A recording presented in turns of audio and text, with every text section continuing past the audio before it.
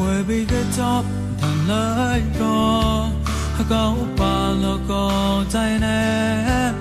quay lần anh nhịp bên mệt chót đi ô quê bờ sông người chót tư là mà cầu bây đã nô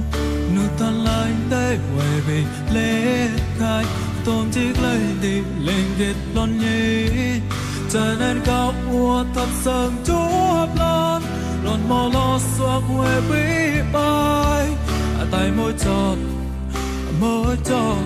về đã